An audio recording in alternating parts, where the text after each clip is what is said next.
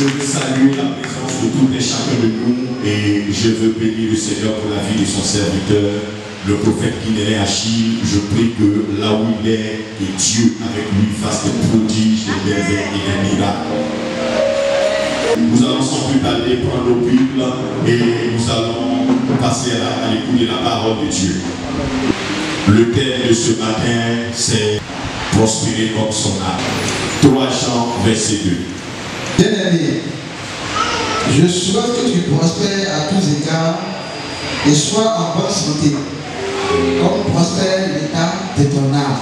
Bien-aimé, quelqu'un que j'aime, quelqu'un pour qui j'ai de l'affection, mon souhait, mon désir, c'est que je veux pour toi, c'est que tu prospères, mais pas seulement que tu prospères à tous égards, mais surtout que tu prospères et aussi que tu sois en bonne santé, mais particulièrement comme prospère l'état de ton âme.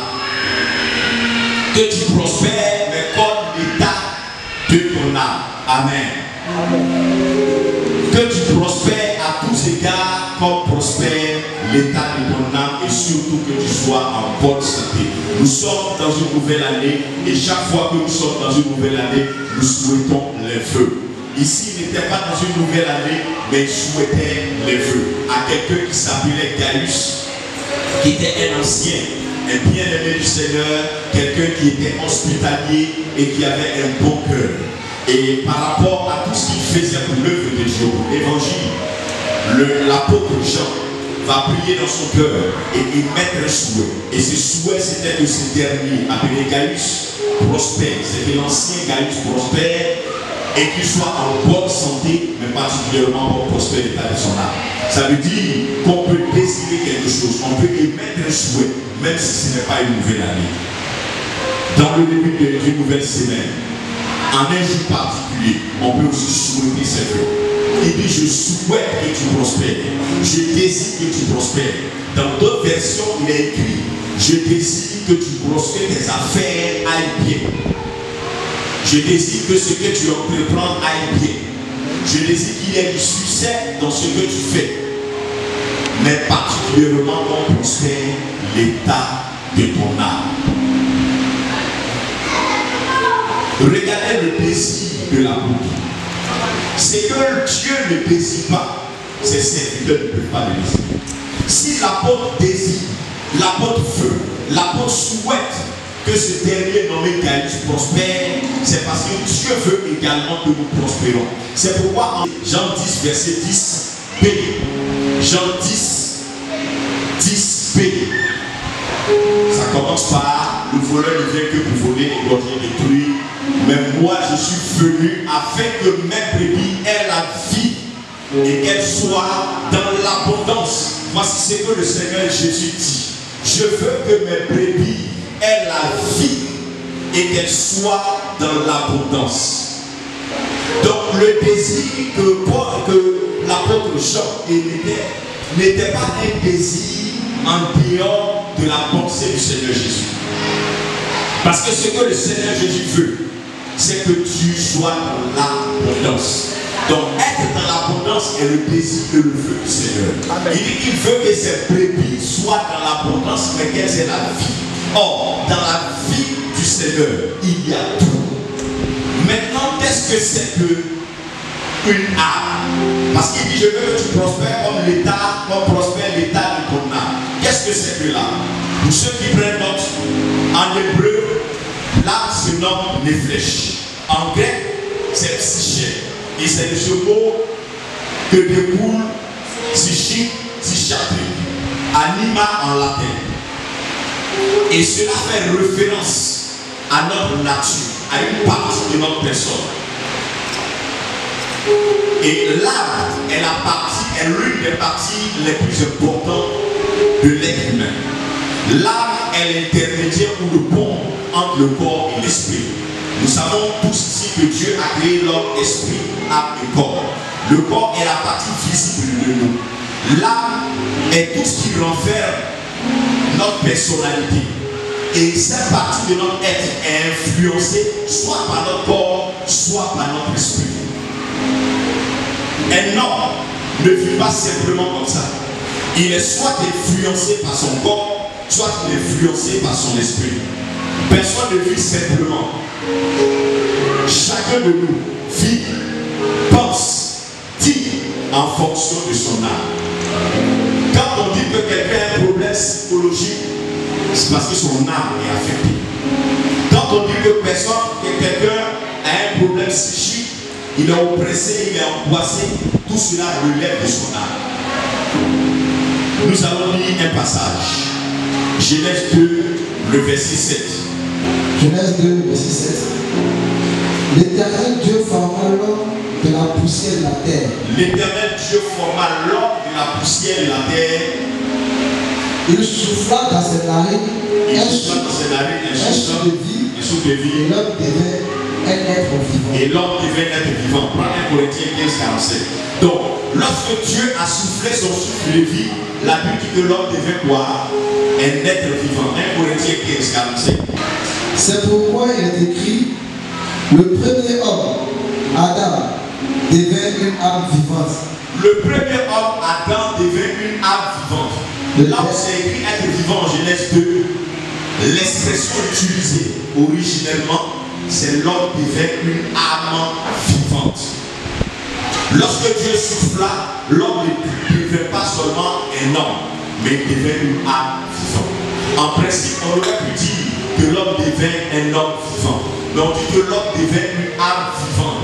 Pour mettre en exergue cette partie de nous que nous négligeons ou que nous ignorons comme une partie importante. Et l'âme n'est pas seulement une partie de nous, mais l'âme est l'être même. L'âme est l'essence de notre personnalité. L'âme est ce qui nous donne de vivre. L'âme fait ce qu'on appelle le caractère, la valeur intrinsèque de l'homme. Donc, lorsqu'on parle de l'âme, il s'agit du siège de tout ce que nous avons comme émotion. Nos sentiments, nos ressentiments, ces sentiments angoissés, rejetés, opprimés, la rancune, la colère, la haine, la méchanceté. Quand quelqu'un est serein, tranquille, quand quelqu'un est apeuré ou quand quelqu'un a peur, tout cela est le fruit de ce que rejette son âme. Amen. Lorsque quelqu'un est en paix, est-ce qu'il a besoin d'ouvrir sa bouche pour le dire, pour qu'on le sache? Quand quelqu'un est heureux, est-ce qu'il a besoin d'ouvrir sa bouche pour l'exprimer avant qu'on le sache? Parce que notre âme est ce qui fait notre personnalité. Ce qui fait que nous sommes ceci ou cela, c'est notre âme. Ça veut dire que l'âme de tout être humain est la partie la plus importante. Nous chérissons notre corps, nous embellissons notre corps, nous entretenons notre corps, mais sachant que si notre âme est malade, notre corps sera malade. Il y a des personnes qui apparemment sont en bonne santé, mais vous voyez souvent les gens avec tout mentaux ne se souviennent de rien. C'est l'état de leur âme. Voici pourquoi, lorsque l'apôtre émet le désir, il insiste pour parler de l'âme. Lorsque c'est la nouvelle année que nous émettons le souhait ou le vœu, nous ne disons jamais je souhaite que tu prospères. Je te souhaite la santé, la prospérité, la longévité en faisant allusion à l'âme. Mais l'apôtre, lorsqu'il parle de la prospérité et de la santé, à tous égards, il fait référence à l'âme. Et il ne fait pas référence seulement à l'âme, il dit corps prospère l'état de ton âme. Pourquoi l'apôtre le dit? Nous allons comprendre. Lisons Genèse 44, le verset 30. Genèse 44, verset 30. Bon, maintenant, si je retourne auprès de ton serviteur, mon Je père, retourne auprès de ton serviteur, mon père, sans avoir avec ton enfant à l'âme duquel l'enfant à l'âme duquel son âme est attachée. On ne dit pas que le père est attaché. On dit son âme, l'enfant auquel l'âme du père est attaché. L'âme de l'enfant est attachée à l'âme du père. On ne dit pas que le père est attaché à cet enfant. On dit que son âme est attachée à l'âme de cet enfant. Logiquement, on aurait pu dire que le père est attaché à cet enfant. Mais on dit que son âme est attachée à l'âme de cet enfant. Ça veut dire que notre vie dépend, notre bonheur, notre épanouissement dépend en partie de l'état de notre âme. Voici pourquoi l'apôtre insiste pour dire: je voudrais que tu prospères, mais comme prospère l'état de ton âme. Ça veut dire qu'on ne peut pas prospérer en dehors de l'état de son âme. Qu'est-ce que la prospérité? C'est une situation favorable. Quand on parle de prospérité, on parle d'un succès. Et ce succès peut être dans le domaine financier. On peut être prospère dans sa maison. On peut être prospère dans son foyer. On peut être prospère dans ses activités. La prospérité ne fait pas seulement office de la richesse financière. La richesse financière fait aussi partie de la prospérité. Mais l'état de santé, l'état de notre cœur est aussi une prospérité. On peut prospérer dans ses activités. On peut être prospère dans son travail. On peut être prospère dans son intelligence. On peut être prospère dans tout ce que nous faisons. Donc quand on parle de prospérité, ce n'est pas seulement l'argent. Amen. Le bonheur fait partie aussi de la prospérité. On peut dire qu'elle prospère dans sa vie sentimentale ou dans sa vie maritale. Ça veut dire que tout va bien, tout nous réussit. Donc retenons que quand on prend l'apôtre parle de la prospérité, il ne parle pas seulement d'une situation financière, il parle d'une situation favorable. Et il désire que cette situation favorable ne soit pas seulement pour ses affaires, ne soit pas seulement pour sa maison, mais que cette situation favorable soit pour chaque domaine de sa vie. Et c'est ce que le Seigneur dit. Aujourd'hui, nous courons après les choses terrestres. Nous courons après l'argent. Nous courons après beaucoup de choses. Mais nous négligeons l'essentiel. C'est pourquoi l'apôtre va mettre cet essentiel-là en exergue. Il ne va pas omettre cet essentiel. Il ne va pas mettre cet essentiel-là de côté. Mais il va pointer cet essentiel. Parce qu'il comprend et il sait que la chose la plus importante sur laquelle il faut veiller, c'est notre âme. C'est pourquoi il dit, je crois que ce Proverbe 23, verset 4, garde ton cœur plus que toute autre chose, car de lui provient quoi? Non pas la vie, mais les sources de la vie. Ça veut dire que notre âme est l'une des choses les plus importantes sur laquelle nous devons veiller. La Bible aurait pu dire, en Ézéchiel 18, 4, si je bonne mémoire, que l'homme qui pêche, c'est celui qui mourra. Mais il dit que l'âme qui pêche, c'est celle-là qui mourra. Est-ce que c'est notre âme qui pêche ou c'est nous qui pêchons? Est-ce que c'est toi qui pêches ou c'est ton âme qui pêche? Mais pourquoi Ézéchiel dit que l'âme qui va commettre le péché, c'est cette âme-là qui mourra? Est-ce que c'est ton âme qui va voler? Est-ce que c'est ton âme qui va tuer? Est-ce que c'est ton âme qui va faire du mal à quelqu'un? Ce n'est pas ton âme, c'est ton corps. Mais la Bible dit que si ton âme fait le mal, c'est ton âme-là qui mourra. Il dit, si j'ai dit au pécheur, réponds-toi, et qu'il ne se répand pas, son âme lui sera redemandée. Mais si je lui dis, réponds-toi, et qu'il se répand, son âme sera sauvée. Mais si je ne dis pas au pécheur, on me redemandera son âme. Quand quelqu'un meurt, dans le jargon courant, on dit, il a rendu l'âme. Ça veut dire que ta vie, ce n'est pas ton corps. Ce que tu dois entretenir, ce sur quoi tu dois veiller, c'est ton âme. Lorsque quelqu'un dort, si son âme est encore dans son corps, il est vivant. L'esprit de l'homme peut partir, revenir. Mais l'âme, quand l'âme quitte le corps, l'homme est mort. La vie n'est plus. L'extinction de la vie c'est l'envolée de l'âme. Donc comprends ce matin que l'une des choses sur lesquelles tu dois veiller, premièrement, c'est ton âme. Amen. Ce n'est pas ton corps. Dieu est d'accord que tu entretiennes ton corps.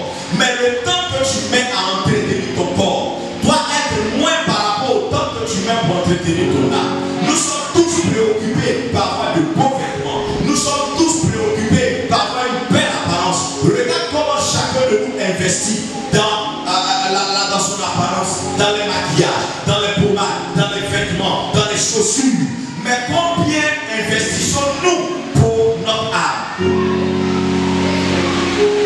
Aujourd'hui, vous allez voir des chrétiens qui n'ont pas des Bibles de 3 000, mais qui ont souvent des téléphones de 130 000. Pourquoi? Parce que ce qui intéresse nous, notre entendement et notre compréhension, c'est notre corps. Si mon âme est nourrie, personne ne verra que mon âme est nourrie. Par contre, si j'ai un téléphone extraordinaire, tous verront que j'ai un grand téléphone. On dira, ah, celui-là ou celle-là. Alors que ce qui doit nous préoccuper, ce pourquoi nous devons nous battre sur la terre, ce n'est pas pour notre corps, ce n'est pas pour notre belle apparence, mais c'est pour notre âme. Est-ce que nous savons que souvent, certaines maladies que nous avons découlent non pas de notre corps, mais de notre être intérieur? Pourquoi certaines personnes sont ulcéreuses? À cause de l'état de leur âme. Souvent quand tu vas à l'hôpital, même le médecin te dit, il faut te déstresser. Alors que ta tension artérielle est montée jusqu'à 15 ou à 25 pour certains, et puis ils sont vivants. C'est extraordinaire. Tension artérielle monte jusqu'à 25. Le médecin examine certaines personnes et il leur dit, il faut te déstresser. Tous les problèmes, tu ne pourras pas résoudre tout. Donc laisse tomber. Une maladie qui emmène quelqu'un à boiter, une maladie qui emmène quelqu'un à mal marcher. Pourquoi est-ce que le médecin va parler de distress? Parce que le problème extérieur vient du problème intérieur. C'est ton intérieur que tu dois commencer à entretenir.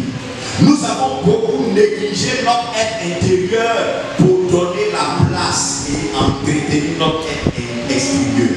Or, la valeur de notre être extérieur dépend de la valeur de notre être intérieur. C'est pourquoi l'apôtre insiste pour dire, je veux que tu prospères. Mais pas seulement que tu prospères, mais que tu prospères comme l'état de ton âme et que tu sois en bonne santé comme ton âme est en bonne santé. Parce que si ton âme n'est pas en bonne santé, l'apparence que nous voyons, c'est temporaire. C'est pourquoi, bien aimés frères et sœurs, nourrissons notre âme. Occupons-nous de notre âme, entretenons notre âme, entretenons notre corps, oui, mais entretenons plus notre âme que notre corps. Ne négligeons certes pas notre corps, mais que notre préoccupation soit avant tout notre âme. Est-ce que vous savez que souvent, il y a des personnes à qui on dit, mais tu as bonne mine, mais tu es toute belle, alors qu'elle ne s'est ni maquillée, elle n'a rien fait d'extraordinaire. Là où elle s'est maquillée, on ne lui a pas dit. Là où elle s'habille extraordinairement, on ne lui a pas dit que tu as bonne mine. Mais à un moment donné, où elle a laissé tomber toutes ces choses, on lui dit tu as bonne mine. Pourquoi? À cause de l'état de son cœur, à cause de l'état de son âme. Et l'état de notre âme est l'une des choses les plus importantes.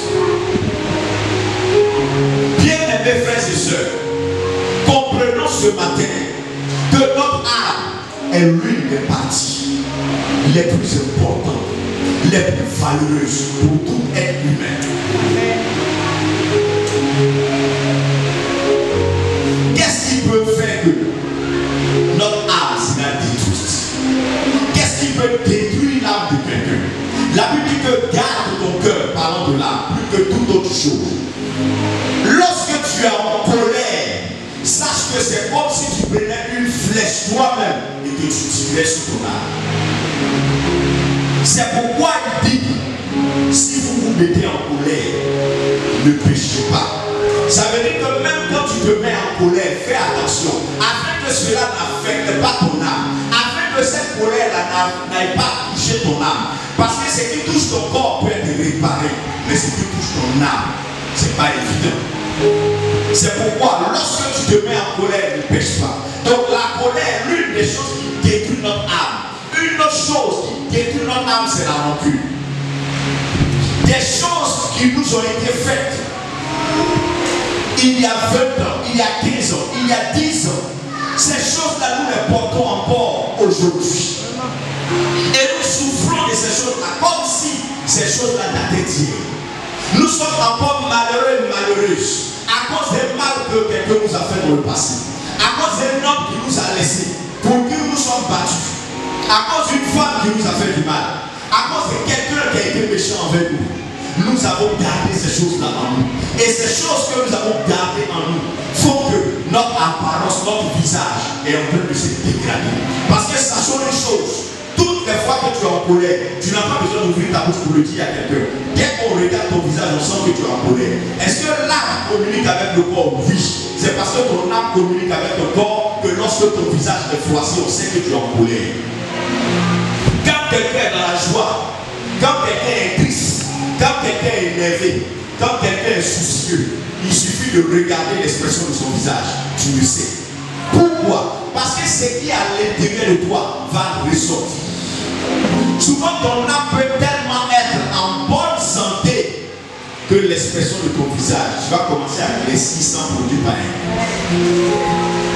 Acclame Jésus.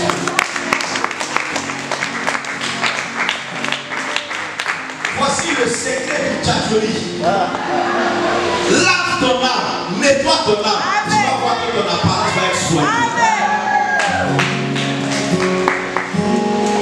Toutes les fois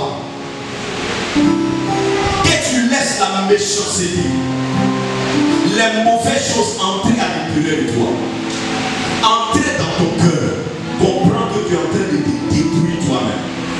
Tu n'es pas en train de faire du mal à quelqu'un, non. La première personne contre qui tu t'élèves, ton premier sorcier, c'est toi-même.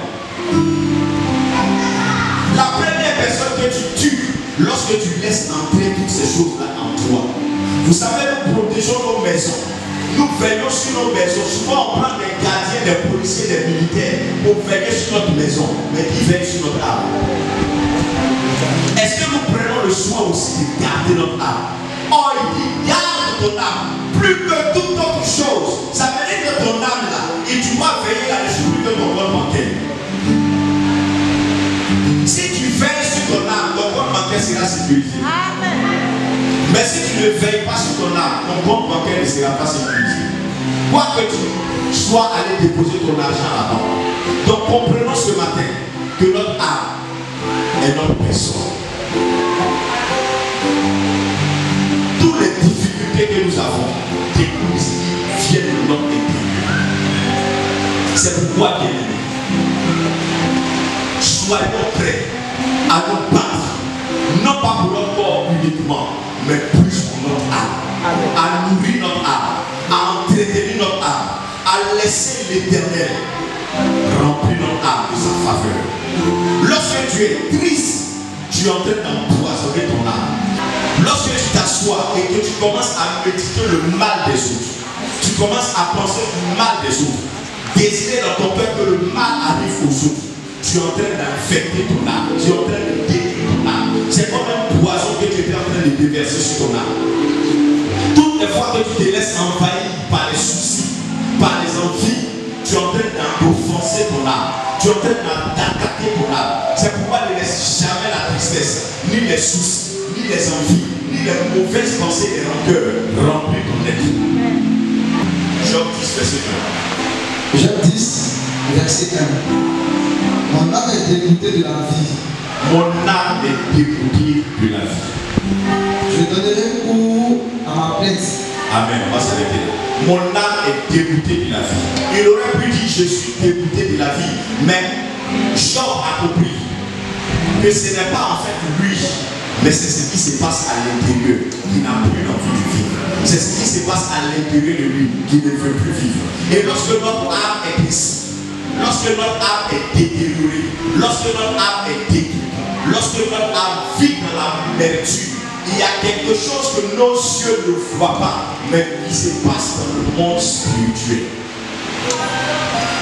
Ce sont des choses que nos yeux ne voient pas, mais ça se produit dans le monde spirituel.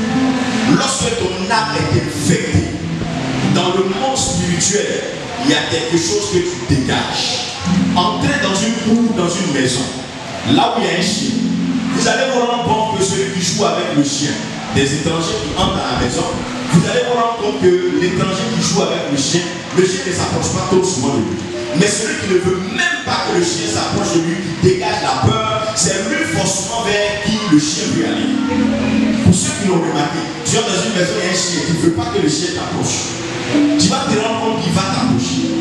Pourquoi? Parce que tu es en train de lui parler sans le savoir. Tu es en train de dire des choses au chien sans que tu ne le saches. Lorsque ton âme est angoissée, lorsque ton âme est en train de mettre une émotion, lorsque ton âme est salie dans le monde spirituel, tu dégages quelque chose. Il y a une odeur que tu dégages, il y a un aura que tu dégages. Et c'est ça que le chien voit. Et il veut savoir qu'est-ce qui se passe. C'est pour ça qu'il vient te sentir. Il veut voir pourquoi tu dégages cette chaleur-là. Mais toi, tu ne sais pas que tu dégages une chaleur. Mais le chien sait qu'il y a quelque chose qui se passe autour de toi. Et il t'approche pour savoir qu'est-ce qui se passe. Il en est ainsi. Lorsque ton âme est salie, lorsque ton âme est souillée, lorsque ton âme est dans une position négative, sans que tu ne le saches, tu es en train de chasser les gens. Tu éloignes tout le monde de toi. Tu peux être dans une entreprise dans laquelle il y a une domination. On va donner le nom de tout le monde. On ne donnera pas ton nom. Parce que quoi? Tu as invité les ténèbres autour de toi. Et les ténèbres t'ont envahi. Tu ne sais pas que les ténèbres t'ont envahi. Tu fais bien ton travail. Tu fais partie des meilleurs. Mais on ne t'appelle jamais. On ne met jamais ton nom sur la liste à cause de quoi? L'état de ton âme. On peut distribuer 20 000 à tout le monde. Mais arriver sur toi, on va te donner 10 000. Tu vas penser que c'est parce qu'ils sont injustes. Non, ce n'est pas parce qu'ils sont injustes. Tout dépend de ce que ton âme dégage. Quelqu'un peut te voir dans la rue et peut-être dire, hey, ma soeur, tu me plais. Comme ça, à cause de l'état de ton âme. Quelqu'un peut te voir, te connaître, te rencontrer, te regarder, te dépasser, sans te voir. Pourquoi? À cause de l'état de ton âme. Si tu ne traites pas ton âme, tu ne laisses pas le Seigneur s'occuper de ton âme, tu vas manquer des opportunités. Ce n'est pas en fait que l'apôtre insiste pour dire, je ne dis pas que tu prospères seulement parce qu'il y a une loi, il y a une règle dans le style de la prospérité. Tout dépend de ton âme. C'est pourquoi je veux que tu prennes soin de ton âme et que tu t'occupes de ton âme. Bien aimés frères et sœurs, nous désirons tous en 2022 prospérer. Nous désirons en 2022 aller de l'avant, monter, être bénis. Mais sachant que l'état de notre âme dépend de ce que nous allons recevoir. La prospérité sans l'état de notre âme est impossible. Lorsque tu vas te rendre compte que tu vas dégager toutes ces choses de toi, tu vas voir que tu vas commencer à attirer les gens. Si les gens ne t'appelaient pas, les gens vont commencer à t'appeler. On peut se souvenir de tout le monde, mais on ne se souviendra jamais de toi à cause de ce que tu dégages. Même tes voisins peuvent ne pas te saluer. Tu vas penser que c'est parce qu'ils ne saluent pas. Non, ils ne savent pas pourquoi, mais à cause de ce que tu dégages, les repousses n'arrivent pas à te saluer. C'est pourquoi on prend ce matin que le Seigneur n'est pas contre le fait que tu aies des beaux amis. Le Seigneur n'est pas contre le fait que tu aies des richesses, mais il veut plus que tu te soucies de l'état de ton âme. C'est pourquoi il dit, garde ton âme pour quelque chose. Veille sur l'état de ton âme. Occupe-toi plus de ton âme que d'autres choses. Pour que tu puisses véritablement prospérer. Tout dépend de ce qui se passe effectivement et réellement dans ton âme. Si ton âme dégage une mauvaise odeur, tu vas plutôt repousser au lieu d'attirer. Mais si ton âme dégage une bonne odeur, tu vas attirer et tu ne vas pas repousser. C'est pourquoi, si ce matin tu es ici et tu as l'habitude de venir à l'église, simplement pour venir à l'église, et que tu n'as pas encore laissé le Saint-Esprit agir sur ton âme, et il faut que tu commences à laisser Dieu traiter ton âme. Il faut que tu commences à laisser le Seigneur agir sur ton âme. Parce que c'est cette partie-là qui va te permettre d'entrer en 2022, de finir 2022 dans le triomphe et dans la gloire au nom de Jésus. Acclame le Seigneur.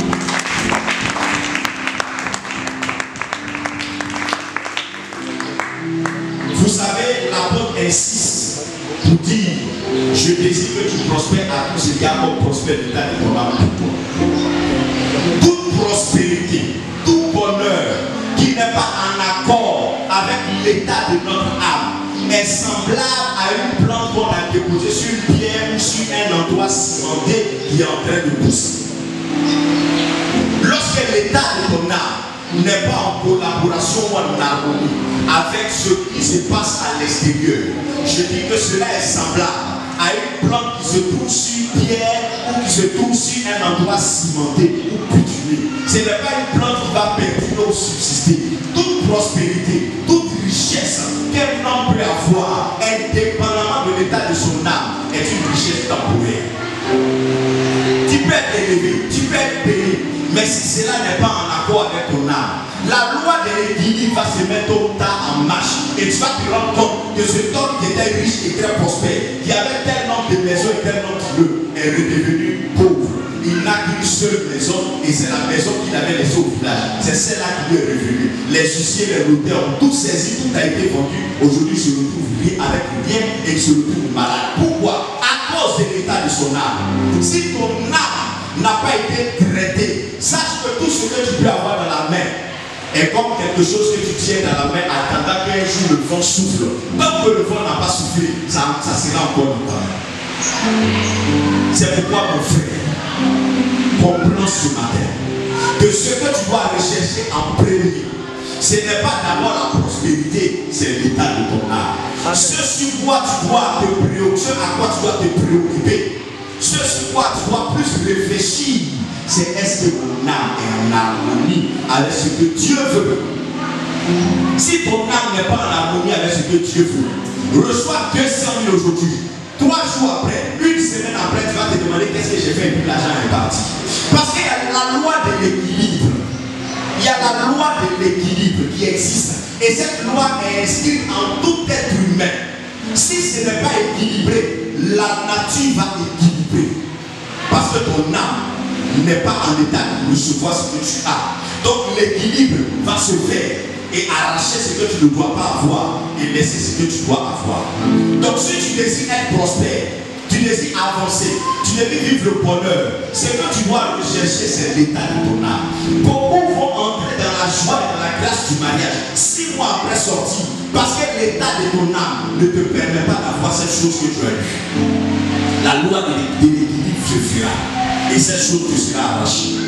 Tant que tu as quelque chose, cette chose-là dépend de l'état de ton âme. C'est pourquoi il dit, je ne veux pas que tu sois multimilliardaire sans que ton âme ne soit en harmonie avec ses milliards. Je veux que tu sois multimilliardaire en harmonie avec ton âme. Parce que je ne veux pas que la loi de l'équilibre s'applique à toi. Je ne veux pas que tu sois milliardaire et que plus tard tu te retrouves avec des centaines de mille. Parce que si tu deviens prospère sans tenir compte de la loi de l'équilibre, tu perdras tôt ou tard ce que tu as eu. Parce qu'il y a une loi dans la nature. Et cette loi est inscrite dans le code génétique de tout être humain. Que tu le veuilles ou pas, l'équilibre va se faire. C'est pareil pour les gens qui ont gagné des millions subitement. Plus tard, l'équilibre a été fait.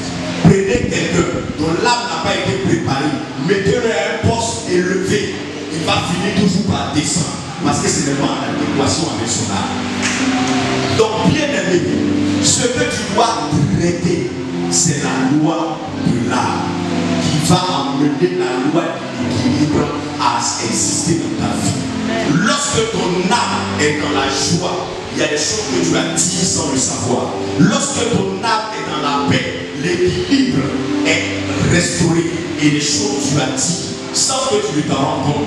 Tu peux avoir l'impression que tout le monde t'aime, tout le monde te chérit. Non, ce n'est pas que tout le monde t'aime, tout le monde te chérit. Il dit son âme était attachée à l'âme de son fils. Ça veut dire que ton âme attire l'âme de ces autres personnes. Ou ton âme repousse l'âme de ces autres personnes. C'est ton âme qui attire l'âme de l'autre.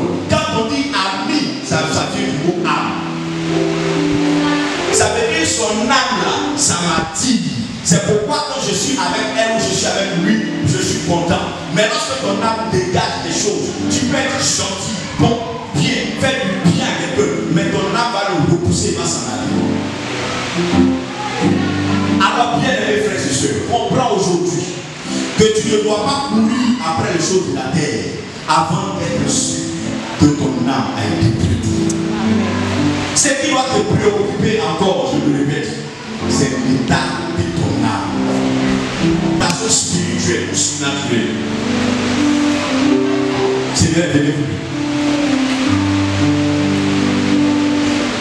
Je vais donner juste un exemple.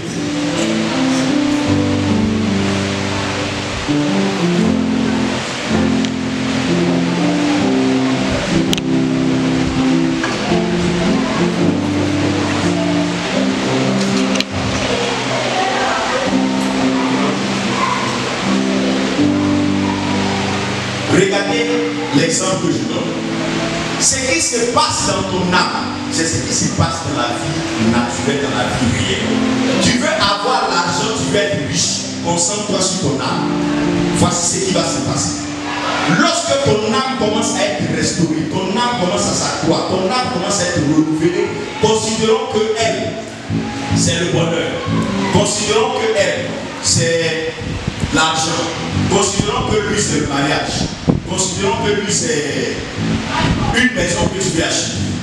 Regardez ce qui se passe. Lorsque ton âme commence à être nourrie, ton âme commence à être régénérée, à chaque fois que ton âme grandit, à chaque fois que ton âme est nourrie, ces choses-là aussi approchent. Quand ton âme commence à être, ces choses-là aussi reculent. Lorsque ton âme commence à croître, ces choses-là, tu les attires. Merci, vous pouvez vous asseoir. On peut acclamer le Seigneur pour nous. C'est un système d'alimentation spirituelle. Ça veut dire que ton âme attire, mais tu ne sais pas que ton âme attire. Comme ton âme repousse, lorsque vous voyez les mains et le fer, c'est ce qui se passe spirituellement que nos yeux ne voient pas. Ton âme repousse certaines choses et ton âme attire certaines choses. Il y a des gens qui disent non, ils sont maudits. Ce n'est pas ils sont maudits, c'est leur âme qui repousse les choses.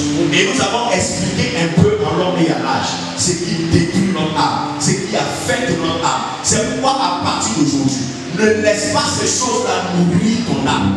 Matin, quand tu te lèves, ce ne sont pas les colères, les rancunes, les mauvaises pensées sur les autres qui doivent te nourrir. Nourris-toi par la joie, nourris-toi par les cantiques, nourris-toi par les signes, par les scopes, par les sauts, nourris-toi par la prière.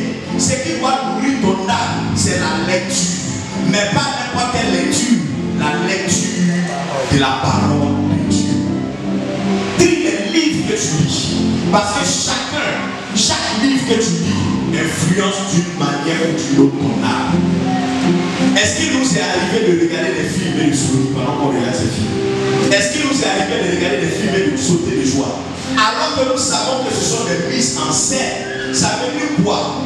Tout ce que tu regardes, tout ce que tu lis, tout ce que tu vois agit indirectement sur ton âme. C'est pourquoi il garde ton âme plus que toute autre chose. J'ai vu des gens regarder des films et puis pleurer, sachant que c'est une mise en scène. Ce n'est qu'une mise en scène. On sait qu'elle n'est pas morte et puis on pleure. On a l'âme abattue pour quelque chose qui n'est pas réel.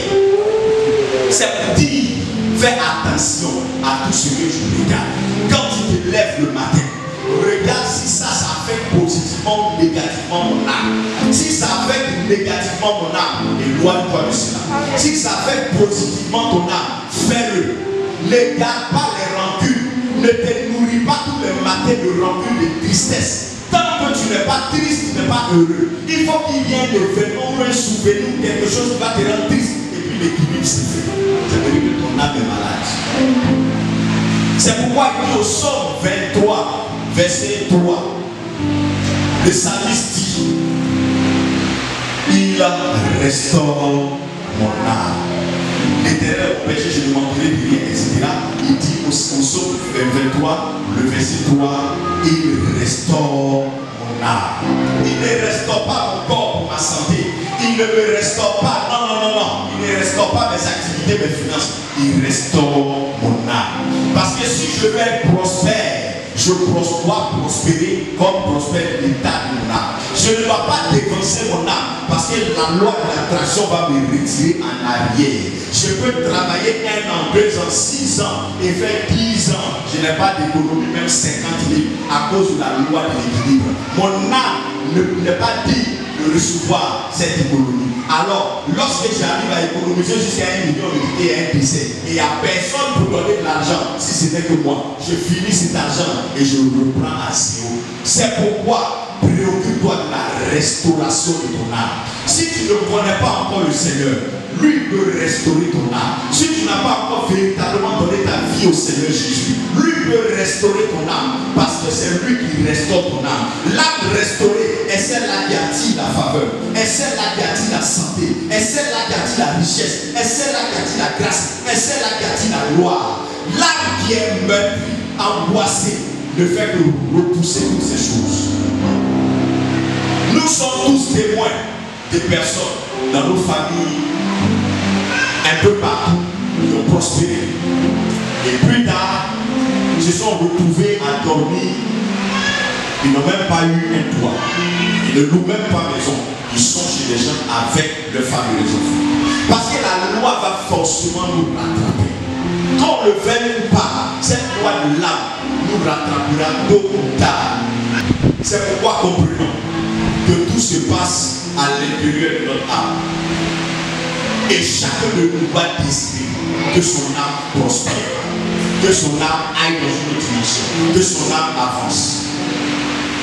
On va lire Psaume 42, verset 2. Comme une biche soupire après des courants d'eau, ainsi mon âme soupire après toi, ô Dieu. Il dit comme une biche soupire après des courants d'eau, mon âme, ô Éternel, soupire après toi. Voici les choses après lesquelles doit soupirer ton âme. Ton âme doit soupirer après l'Éternel. Ton âme doit soupirer après le Seigneur. Ton âme ne doit pas soupirer après l'argent, après la gloire, après la richesse. Ton âme doit soupirer après l'Éternel. Lorsque ton âme commence à soupirer après l'Éternel, la loi et l'attraction commencent à se mettre en marche. Tu commences automatiquement à attirer la faveur. Tu commences automatiquement à attirer le mariage. Tu commences automatiquement à attirer l'argent. Ton salaire va augmenter sans que tu le pries par rapport à l'état de ton âme. Ton patron va commencer à t'aimer par rapport à l'état de ton âme. La clientèle va commencer à venir sans prospection à cause de l'état de ton âme. Parce que ton âme va parler à quelqu'un qui se trouve à 1000 km. Des gens peuvent dépasser les magasins pour arriver chez toi à cause de l'état de son âme. Psaume 57, verset 8. Mon cœur est affermi. Ô Dieu, mon cœur est affermi. Je chanterai, je ferai retentir mes instruments. Réveille-toi, mon âme. Réveillez-vous, mon luth et ma harpe. Réveille-toi, mon âme. Je réveillerai mon luth et ma harpe. Une façon de dire pour réveiller ton âme. Sois toujours dans la louange, dans l'adoration. Sois toujours en train de célébrer l'Éternel. Sois toujours en train de donner gloire à l'Éternel. Ne sois jamais, parce que toutes les choses que tu fais affectent négativement ton âme. Et tu te rends compte que plus tu murmures, plus tu te les choses s'effacent toi.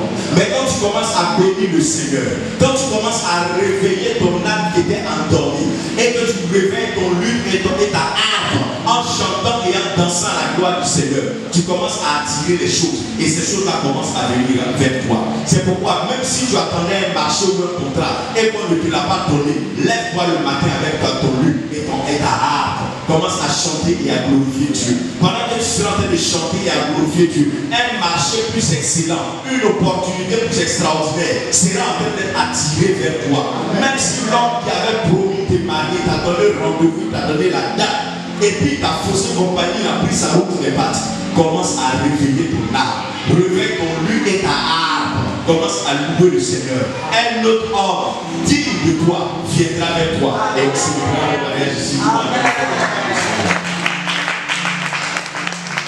Psaume 103, verset 1. Mon âme bénit l'Éternel. Que tout ce qui est à moi bénisse son Saint-Nom. Il dit qu'est-ce qui bénit l'Éternel? Son âme. Qu'est-ce qui bénit l'Éternel? Son âme. C'est lui qui bénissait l'Éternel ou bien c'était son âme? Son âme. David bénit l'Éternel et il dit, mon âme, bénis l'Éternel. Et puis il ne faut pas oublier de ses bienfaits, comme si c'était deux personnes différentes. Mon âme bénit l'Éternel et n'oublie aucun de ses bienfaits, car c'est lui qui te délivre du filet des oiseleurs. Donc mon âme, il faut bénir ces dieux-là, il faut le bénir. Mon âme ne t'attriste pas à cause de ce qu'il ne t'a pas donné sur ça, mais chaque jour mon âme bénit l'Éternel. et jamais n'oublie aucun de ses bienfaits. Psaume 116, le verset 16. Mon âme retourne à ton repos. Mon âme retourne à ton repos. Car l'Éternel t'a fait du bien. Car l'Éternel a fait du bien à qui? À mon âme. L'Éternel a fait du bien à qui? À mon âme. L'Éternel ne fait pas du bien à nous. L'Éternel fait du bien à notre âme. Et c'est quand notre âme est épanouie que les choses commencent à venir. L'Éternel fait du bien à notre âme. David le savait. Tous les anciens savaient que la partie visible n'était qu'une enveloppe semblable à de l'argent qu'on a mis dans une enveloppe. Le contenant n'est pas aussi valeureux que le contenu. Ce qui importe, c'est le contenu et non pas le contenant. Le corps n'est que le contenant. Ce qui est important, c'est le contenu. Il dit, parce que l'Éternel t'a fait du bien. L'Éternel a fait du bien à mon âme. C'est à ton âme que Dieu veut faire du bien. C'est pourquoi il dit expressément, garde ton âme plus que toute autre chose. Il s'agit de l'âme. La prospérité que tu recherches, le mariage que tu recherches, le voyage que tu recherches, les affaires et les opportunités que tu recherches dépendent de ton âme. Quelqu'un peut t'appeler pour te dire je te donne un marché, te rappeler après pour te dire je ne te donne plus le marché. Parce qu'entre-temps, ton âme s'est connectée à son âme, il y a eu une répulsion. Mais ton âme peut se connecter à son âme et puis il y aura attraction. Tu peux ne pas bien faire son travail, mais il ne sait pas pourquoi il ne peut pas appeler quelqu'un d'autre. Donc on dit c'est basse. C'est pas basse, c'est une question d'âme qui s'est attachée à une âme. Et cette loi, elle existe dans le spirituel. C'est pourquoi nous devons à partir d'aujourd'hui renverser la tendance de cette loi. Faire grandir notre âme. Laisser l'Éternel restaurer notre âme. Réveiller notre âme avec le but de la âme. Genèse 27, verset 4. Fais-moi aimer comme j'aime. Fais-moi aimer comme j'aime. Et apporte-moi à manger. Et apporte-moi à manger. Afin que mon âme te bénisse, afin que je ne meure. Amen. Il dit fais-moi aimer que je mange avant que je ne meure, afin que, non pas que je te bénisse, mais pour que mon âme te bénisse. Parce que la partie de l'être qui bénit, c'est notre âme. Et la partie de notre être qui maudit, c'est notre âme. C'est pourquoi une malédiction qui ne vient pas de l'âme n'aura aucune influence ni de vie. Mais une malédiction qui vient de l'âme est comme une épée de vie. C'est pourquoi quand ton papa est fâché dans la douleur de son âme, il a mal écouté, tu ne vas pas réussir. Fais attention. Mais lorsqu'il plaisante, il joue et puis qu'il offre moi la gamme, toi tu ne vas pas réussir. Ça n'agira pas. Mais lorsque l'âme parle, cela a une puissance. C'est pourquoi il dit afin que mon âme te bénisse. Parce qu'il avait compris que la bénédiction de la bouche de la parole ne pouvait rien faire. Et c'est là que l'année passée, j'avais donné cet enseignement pour dire, pour qu'un homme de Dieu te bénisse, pour que ton père te bénisse, pour que quelqu'un te bénisse, provoque son âme, agis sur son âme, fais quelque chose qui va affecter ou influencer son âme. Tout ce qui viendra de son âme et tu seras béni. Tout ce qui vient de la bouche d'une personne ne bénit pas ni ne maudit pas. Mais c'est ce qui sort de l'intérieur de l'âme, parce que l'âme va affecter ton âme. C'est son âme qui va affecter ton âme. Pas sa bouche ni sa parole. Son âme va affecter ton âme. La bénédiction qui vient de son âme va t'affecter.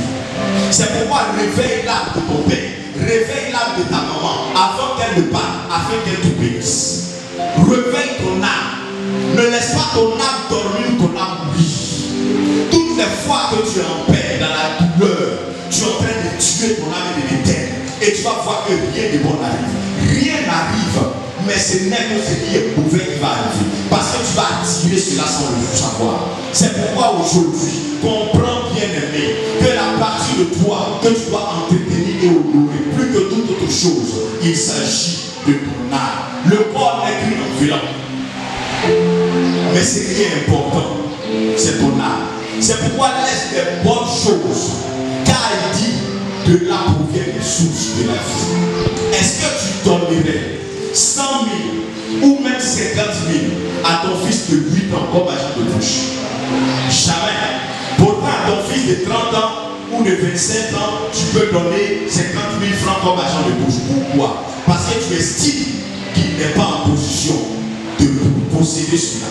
tu estimes qu'il ne doit pas, il ne peut pas avoir cela maintenant. C'est pareil pour la loi du spirituel et la loi de la nature. La loi de la nature et du spirituel estime que actuellement tu ne peux pas avoir une maison, donc elle ne peut pas te l'accorder. Elle regarde ton âme, elle ne regarde pas ton âge. C'est ton corps qui est en train de vieillir. Ton âme reste telle. Ton âme n'est pas modifiée par le temps. L'âme n'est pas modifiée par le temps. C'est pas parce que tu as 70 ans aujourd'hui que ton âme a 70 ans. Non.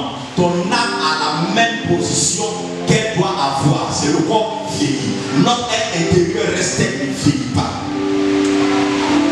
Donc, dans le spirituel, ton âme a une position et une apparence. Et c'est cette position et cette apparence que le monde récompense. Que la loi du spirituel récompense.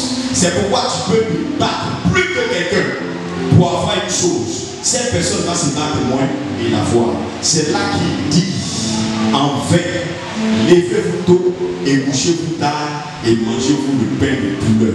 Il en donne autant à ses bien-aimés qui restaurent leur âme. C'est pourquoi David, lorsqu'il dit le psaume 23, il le conduit vers les eaux paisibles, etc., il dit d'abord, il restaure mon âme. C'est parce qu'il a restauré mon âme que lorsque je marche dans la vallée de l'ombre de la mort, quand je marche dans les difficultés, dans les problèmes, sachez que mon âme a été restaurée. Je n'ai pas peur, je ne me soucie pas, parce que je sais que mon âme est en paix. Et tant que mon âme est en paix, je vais forcément attirer ce que je désire.